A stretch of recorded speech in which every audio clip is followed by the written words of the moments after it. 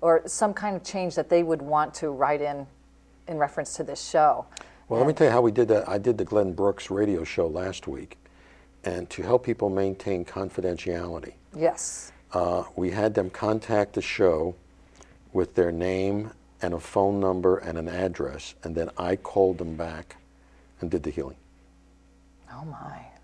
And I said, since I was part of the show, I just took care of the dozen of them and said that there was no charge. I just took care of it. Oh my. Oh my. So anyone out there, where should I have them contact? Well, they contact you, and then you can forward it to me. Okay, so at the P.O. Box 11466 in Fort Wayne. Right. Angels at God Central Station's P.O. Box 11466, Fort Wayne, Indiana, 46858-1466. That would be very exciting and interesting to have some feedback from you being on here today. Sure. Yes. So I have in my hand, we're going to shift here now because there's a lot to cover. He Who Walks on Two Worlds. I know it was titled specifically for some reason. Let's talk about this. I was lecturing at a big conference, and a man walked up to me in a suit, a brown suit, put a piece of paper in my hand that had 6 words, and then he left. And on the piece of paper was, "He who walks on two worlds." Now, a year before that, the best clairvoyant I've ever met in my life is my friend in Scottsdale, Arizona, Ann Purrier. I asked her if she could give me a title for my book, and she said, "Write the book. The title will come." Yes. And I thought, okay, yeah, great. Yes. So I'm looking at this piece of paper, "He Who Walks on Two Worlds," and I said, wow, that's real catchy. That'd make a good title for a dream book. And when I asked the other people who was the man in the brown suit, everybody said there was no man in the brown suit that had come up to me. That's how the title came about. And the cover came in a dream. I saw a being come on a beam of light from an ethereal world behind the earth. And I said, that's the cover.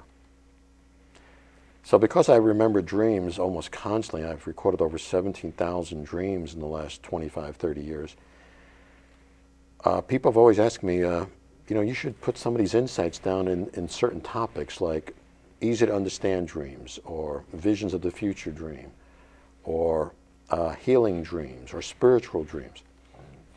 And that's what I do. I just share with people different dream insights I got so they can start thinking about dream possibilities. Dreams are almost always symbolic rather than the actual event. We talked about that the last time you were on the show. I'll give you an example. Like, I had a dream that I was toxic. In the dream, I was a drug smuggler, and the police pulled me aside in my car, and I said, I hope they don't look in the trunk, because I had old drugs in my spare tire. So when I woke up, I said, oh, trunk, Think about that one. trunk, Okay. Yeah. spare tire. The commonly used expression for excess weight around the midriff, I interpreted that dream to be saying I had old chemicals in the body's fat cells. Well, I grew up in a medical family. I was very sickly as a child. I was constantly in the hospital. What I theorized is I was given lots of medication, and I have residues from those drugs from my childhood. So I needed to do some purification work, fasting, raw diets, colonics, whatever. But I needed to do some purification work. Yes. But the dream gave me the push that, yes, I need to do that. On my own, I didn't know that. So pay attention out there to all of your dreams. How about it, Dr. Shaye? Well, your higher self knows exactly what's going on in every cell of your body. Most of us, we don't know we have a health challenge until we develop a massive problem. But your higher self knows exactly. You might say, get that mammogram, or, have the prostate checked. You can get that guidance from dreams because your higher self knows exactly what's going on with every cell of your body. Now, do you induce your higher self during your dreams? Do you ask yourself a question before you go to bed? Well, that's called incubating a dream. Okay. So say you have a major question in your life and you're not sure the answer. Write it out on a pad by your bedside. Before you go to sleep, pray for guidance. Give you an example. Many, many years ago, I wrote an article on cancer after a dream told me to write it. And I had a question, should I write any other articles? Finally, after 2 weeks of reading that every night before bedtime, I had a dream which gave me my answer. In the dream, I was a gunfighter back in the Old West. And in the gun battle, my opponent reached for his holsters to draw the 6 guns. I reached from my holsters, drew out 2 pencils, and shot him. I knew the power of the lead of my pencils was more powerful than the lead of his 6 guns. So I kept on writing, ended up writing my dream book and 20 articles for newspapers and journals. That's amazing. So it's the dreams, and you wait for Spirit to, let me use the word, to convict you from within. You know, I was scared to death to give a speech. I put off speech to my senior year in college. Well, many, many years ago, before I started public lecturing, I had a dream that I would wear the cloak of many colors. And I shared the dream with someone, and they said, oh, well, that's the flags of the world. You'll probably lecture around the world. And I said, yeah, right. Makes sense. Me. Well, I've now spoken in 8 countries over 500 times. So it's like, yes, when God convicts you from within, you will do this. You have all you need to carry it out. Mm-hmm. All the answers are within. They're already done. And the strength will then come from within. Wow. Do you ever think that you would run out of healings? No, don't start thinking that, right? Well, no, God has plans for all of us. And yes. if anything would ever run out, there'd be something else for us to do. Yes. You know, we're here to fulfill our soul's purpose. Mm-hmm. And wherever that may take us. I do think, though, that the world is so open and receptive more in a mass consciousness to all of this, the spiritual healings, that where at once it wasn't talked about. It was. Oh yeah, I remember many, many years ago, my brother-in-law, who's a medical doctor, showed me a flyer from Harvard on spirituality. And at the time, he was kind of upset. He said, I can't believe a place like Harvard is doing a workshop for doctors on spirituality. Mm-hmm. It's starting to get into mainstream.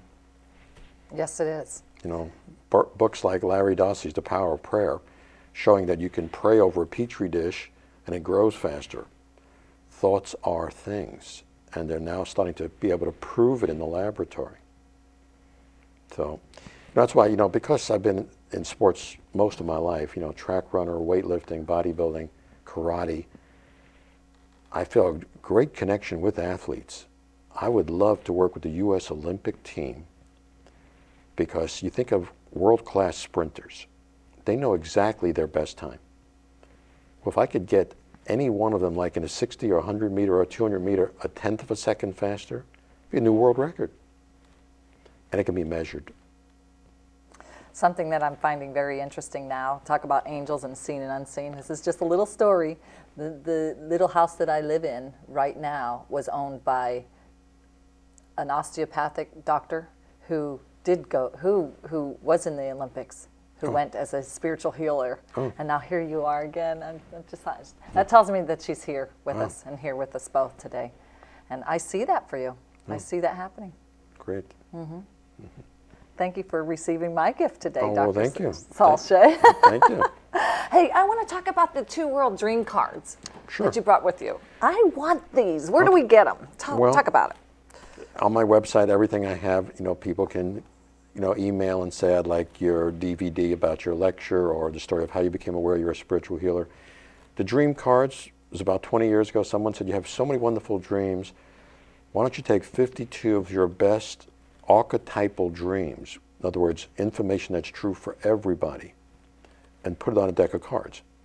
Dreams like, you're so much more than you think you are. Or a dream like, God has plans for you. Or you're surrounded by angels. This is true with all of us. Yes. Like one dream, it was called In an Elevator with God. And in the dream, I get in an elevator and George Burns comes in. Oh, and I go, infamous. And I say, you're God. And he goes, yes. And I say, you're really God. And he goes, yes. And I go, you're really, really God. And he goes, yes. And then the door opens and he leaves. The insight I got was, when opportunity unfolds, take advantage of the situation. I had all these questions I wanted to ask him. What did I do? Oh, I kept on saying, you're God. Yeah, you're really. And I should have said, what's it all about? You know. Yes. So when the opportunity arises, take advantage of it. So that was another one of the dream cards. But the insights, they're archetypal of